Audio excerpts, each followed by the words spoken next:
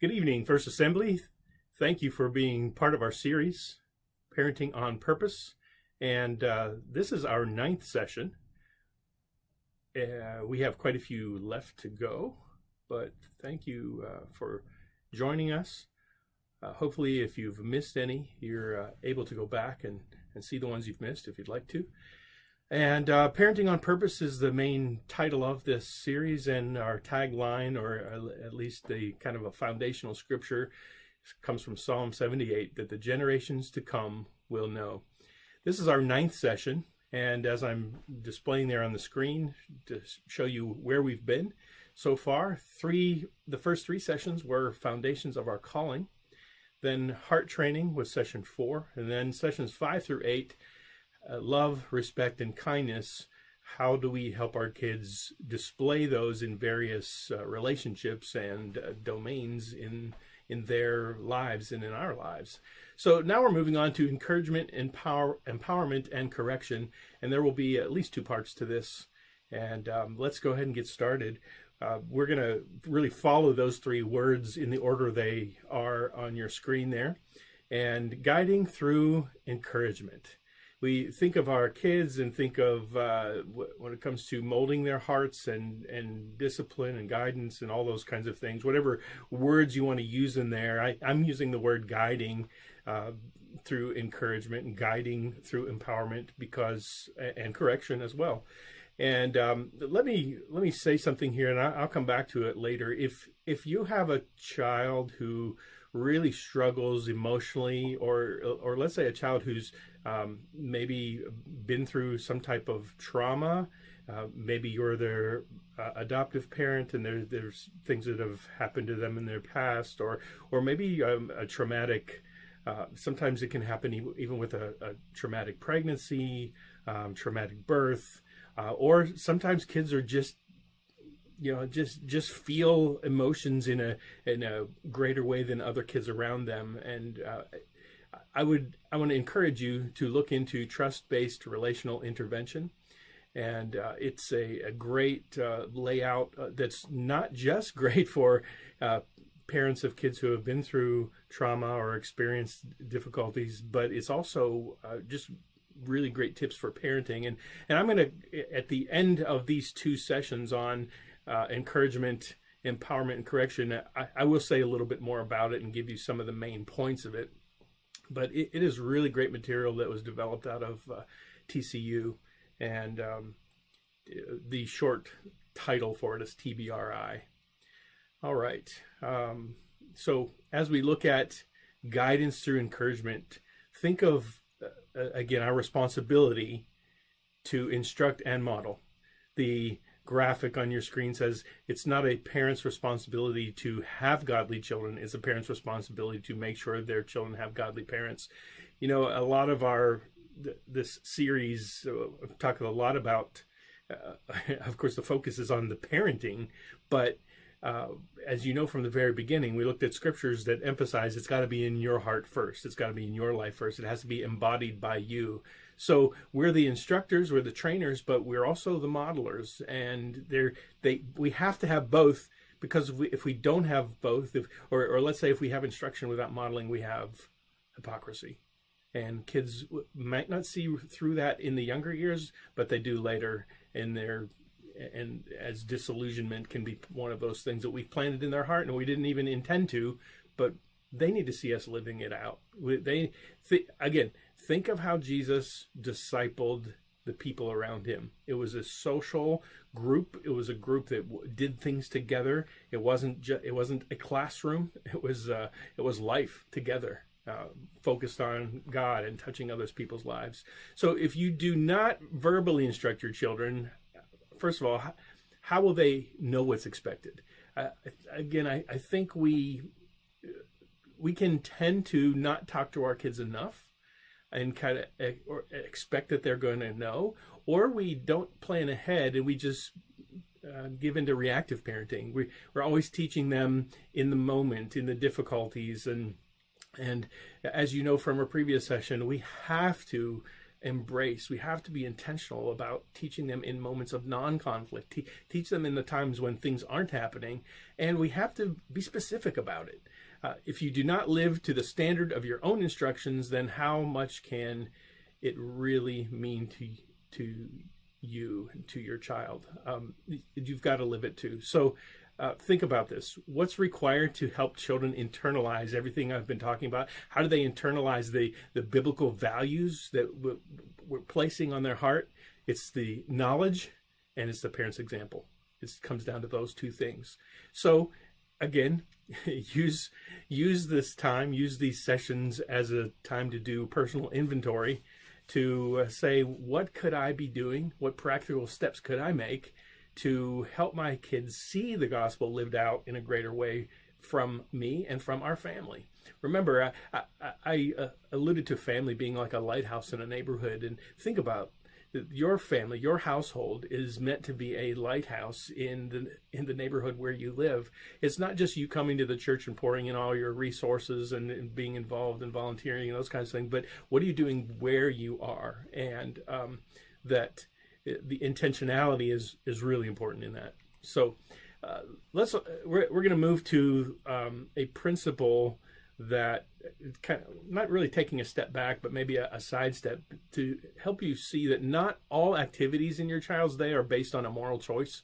Okay, well, I've talked a lot about putting things in their heart and biblical choices and biblical content, but not everything flows from the heart. But yet there are things that our kids do or like to do that we want to encourage. And it's not necessarily we can't put it in a biblical category, but yet they're really good things for them to grow as a person and develop talents and develop skills. So some activities that they do are skill-based and some are enjoyment-based. And again, what are we doing and how are we encouraging it? Because there's a huge difference here. I want you to make this, draw a line between these two for the rest of this topic. There are those heart matters that we have to be on top of and really hold them to that standard. But then there are these skill-based and enjoyment things that we want to encourage, but we should handle them in a totally different way. And we can handle them in different ways that are productive. And I hope that's, well, I'm going to explain that further as we move along. As you can see in the picture, one of an example is music.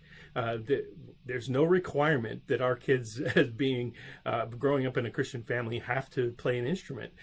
So that this is not a biblical standard, but yet it might be something that we want to encourage in their life. So a skill-based, and maybe there are times where they don't enjoy practicing, but we're helping them develop a skill, and we're holding them to a standard of how often they practice and those kinds of things. And that's different, though, than how they treat other people. There's a biblical standard, and there really isn't a biblical standard when it comes to the skill-based and enjoyment-based.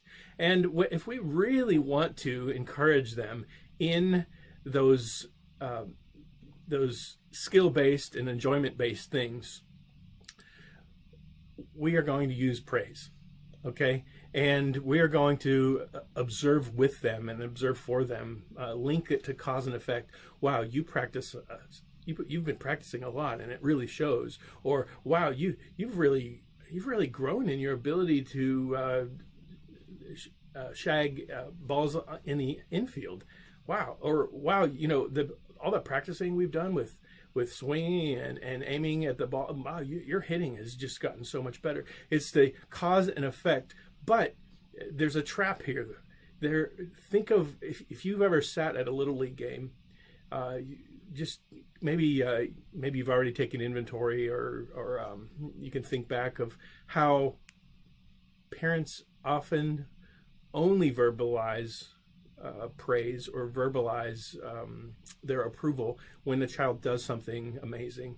And please don't get into that trap, because then your child, then you're actually working against yourself, because they believe that the only time they can get your attention or your affection or your praise is when they do something really amazing. So we have to do this all the time. But I hope you understand that when it comes to encouraging a skill or just something that for them to enjoy getting better at, they have to hear our praise. They have to hear us verbalize it. And to make that even more powerful, as you see in the photo there, that dad has his arm around the son, to link it touch with it.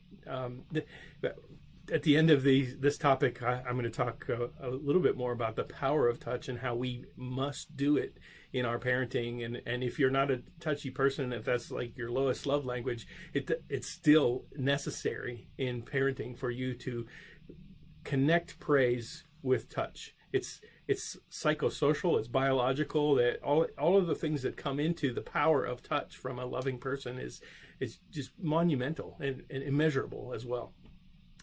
All right, so what are goal incentives? So, all right, we drew the line between things that they have to do, things that you expect, the biblical principles of loving people and not being mean and all those kinds of things, upholding the two greatest commandments. Then there are the things that are not necessarily a biblical principle that we talked about in the past few moments.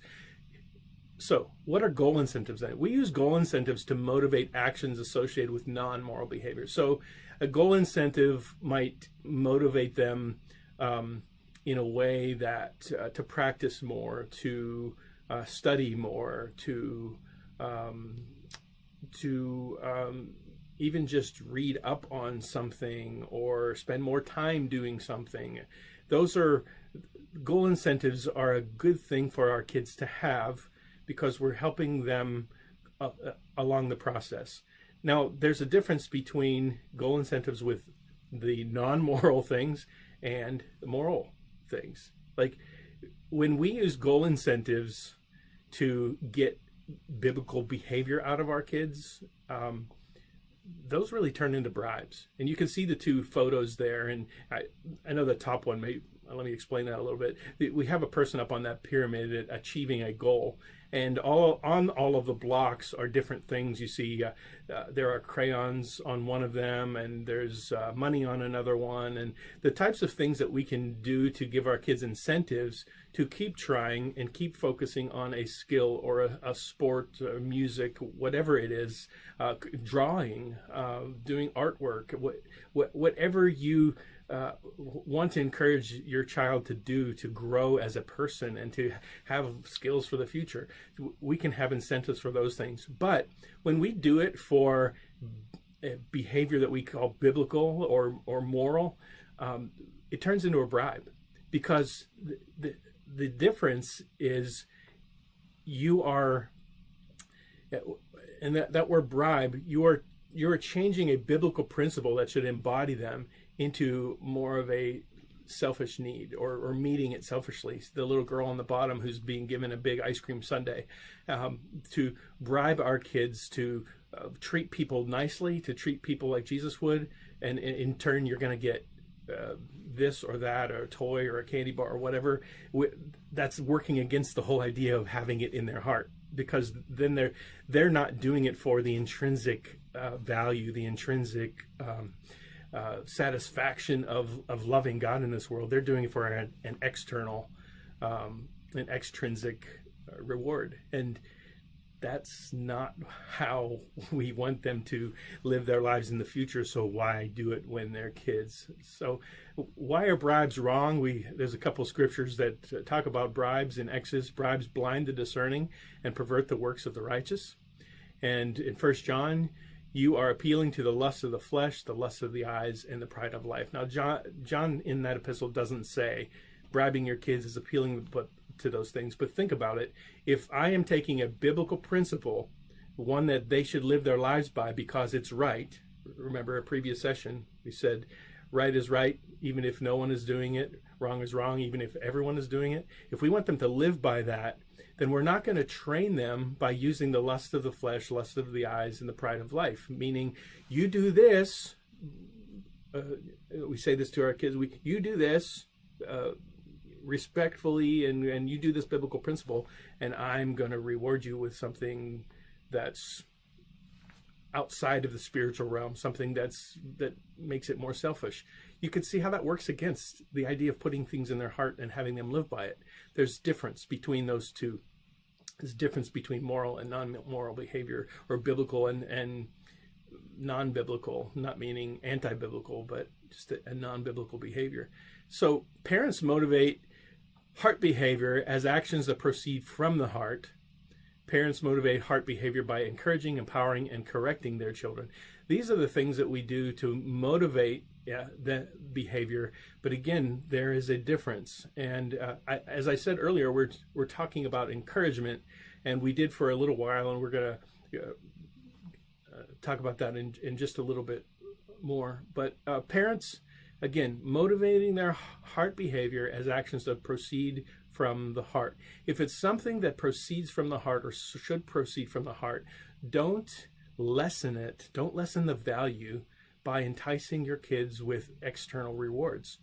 And you might disagree with me on that, or maybe I've not really explained it well enough. And I'll give you an example that's a kind of classic. When a Christian parent says to their child, "If you're good, I'll get you a candy bar," whether that's in a store or somewhere else, "If you're good, I'll do this."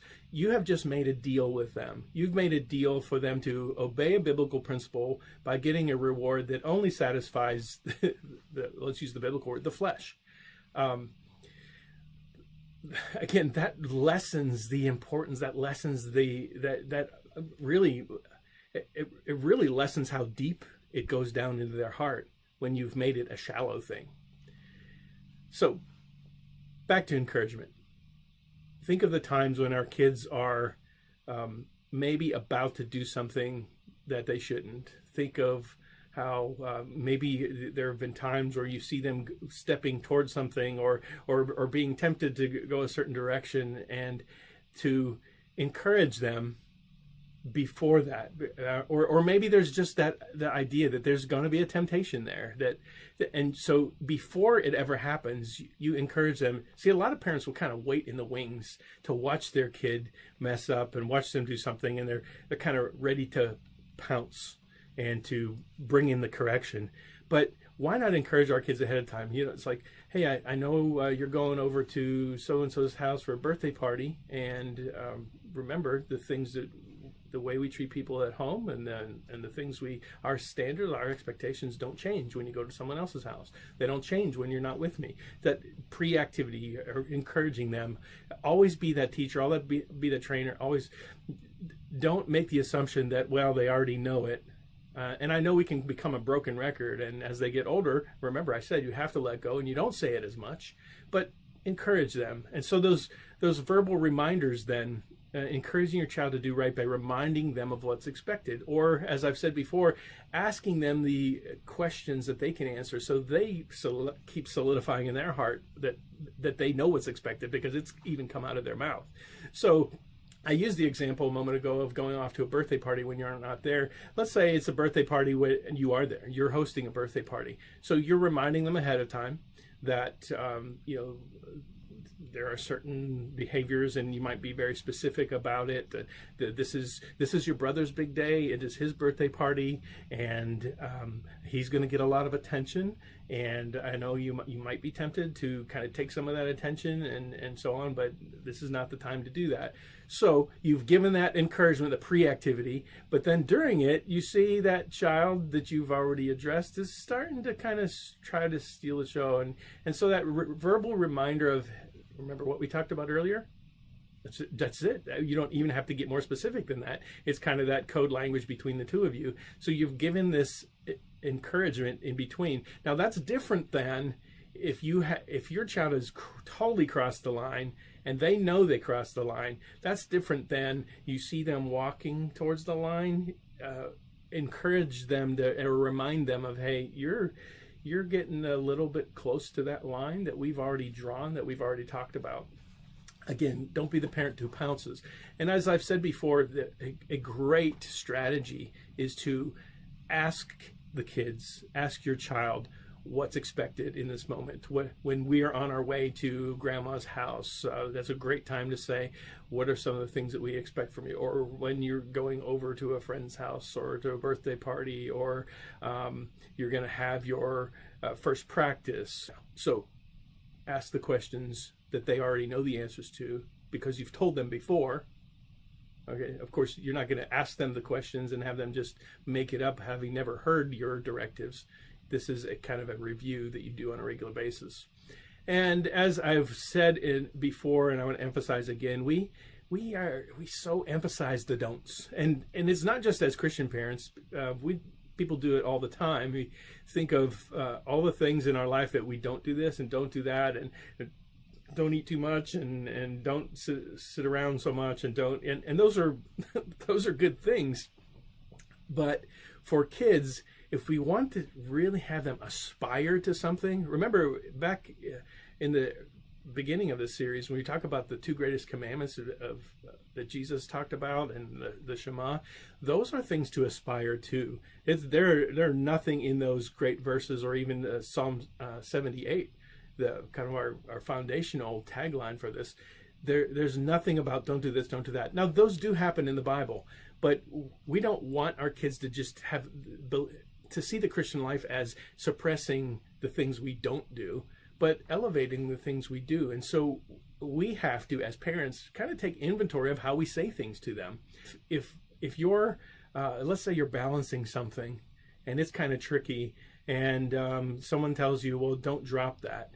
Are you more likely to drop it? Yes, you are more likely to drop it, because now you're focused on you're focused on the negative. So use positive words when we encourage our kids, not negative words to restrain.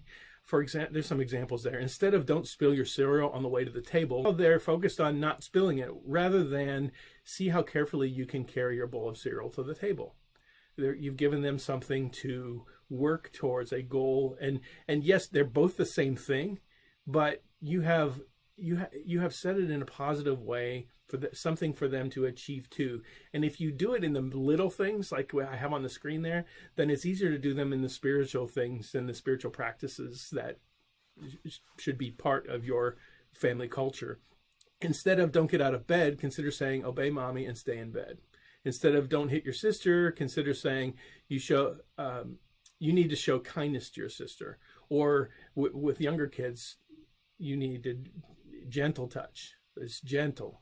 Instead of don't talk so much, consider saying you need to learn to be a better listener.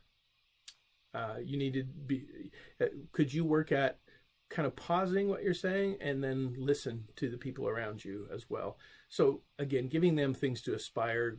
Check the way you kind of take inventory of how many things you direct your kids to do that are more don'ts than do's, and how can you switch them? How can you make those edits, adjustments? So I've talked about the pre-activity. You're hosting a birthday party in your own home, and you have one of your kids, it's his party, and the other one is maybe you've reminded him this is not your day. The post-activity encouragement might be, hey, we had a talk beforehand, and I reminded you, and you stayed on track. You didn't steal the show from your brother, and that must be a good feeling because we talked about that. And so that verbal affirmation afterwards. And I think sometimes we shy away from this because we have in our minds this idea of, well, that was their duty. That was the expectation. But to still let them know, I recognize that you did something great here. I recognize that you made choices that are what our family's about. And I appreciate seeing that. There's nothing wrong with that. In fact, that's a great practice to get into. Again, don't be set on, well, they did what was expected and we'll leave it there. Well, I really appreciate the way you did it. I really appreciate that you came to me with this. I really appreciate that you were honest about something that was what might be kind of hard. I'm really proud of the fact of the choices you made and the choices you're making with your friends, all of those things. And you can see a list on the screen there, that graphic, 10 words to encourage children. I appreciate you. Thank you for helping with. I'm grateful when you You can see that these are not just broad statements, but they get specific. You've really worked hard on. You're fantastic at. You make me proud when. You listened well on. You were responsible on. Spectacular job at. You excelled at. And some of those are synonymous with each other. But be specific and praise your kids when they've done something good, even if it's the basic standards that you have in the family. Because when you do that, you are empowering them. You are helping them recognize that great feeling in their heart when they do obey and when they do live out biblical principles. And let's go back to a little bit about rewards here. So we've used some words, and these words I know can all be interchangeable. We've used the word encouragement. We've used the word praise.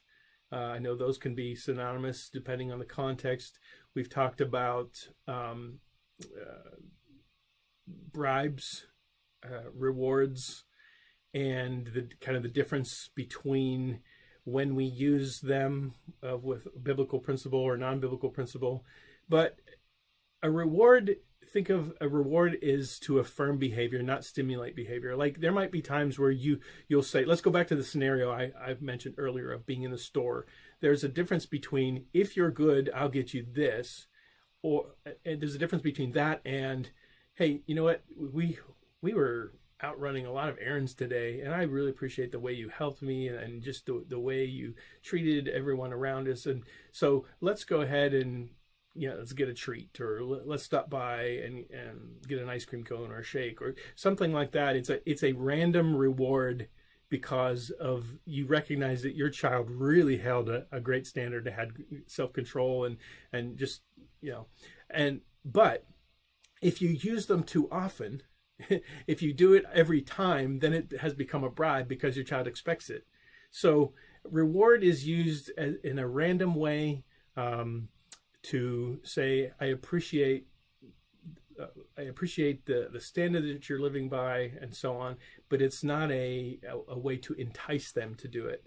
They can be tangible, they can be non-tangible. It could be, we've had such a long, you were with me running errands today. How about if we watch a movie tonight? What movie do you think we should watch? Let's pick a movie together. That's a random reward, but don't let kids become dependent on it, because children should be rewarded for their obedience, but not obedient for a reward. See the difference there?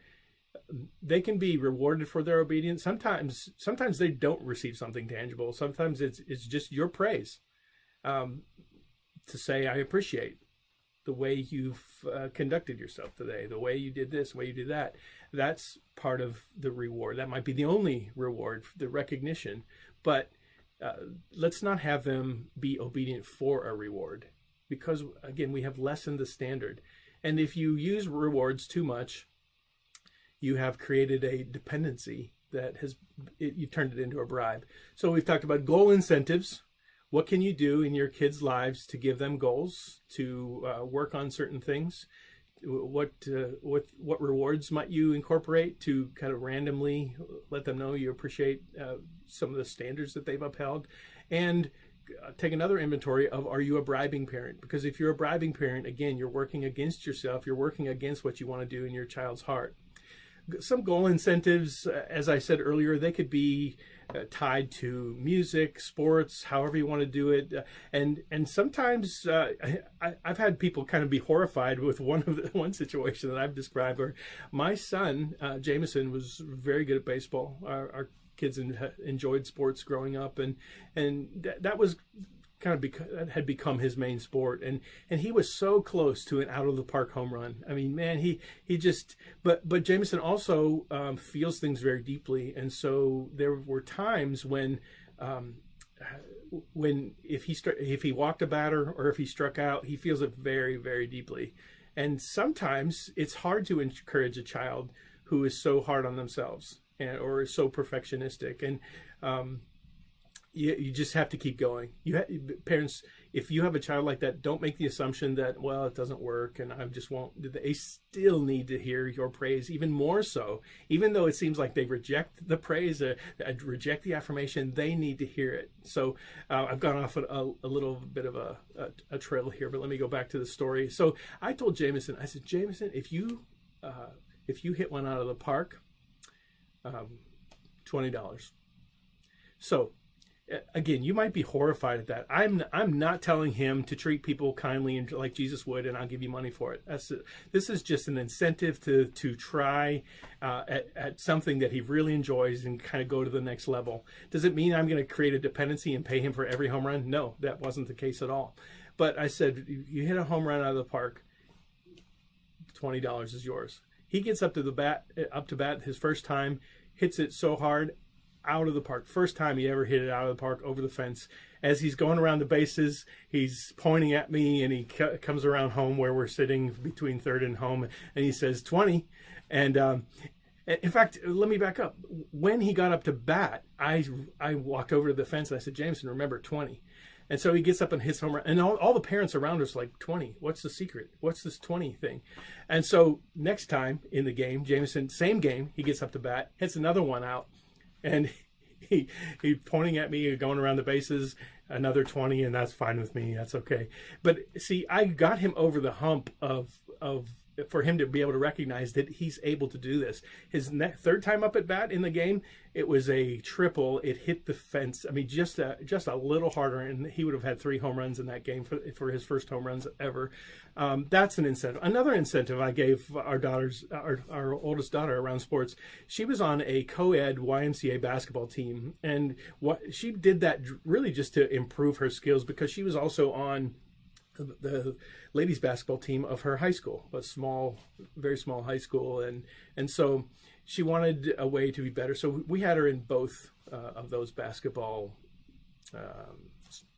leagues, and the YMCA, you know, since it was co-ed, she wasn't nearly as aggressive. She just pretty much would step out of the way at times, and she's a firstborn. She's very much a leader, but in this case, she was just passing the ball, really pretty much never shooting at all, and didn't have that confidence with all these more sport aggressive guys around her and so on.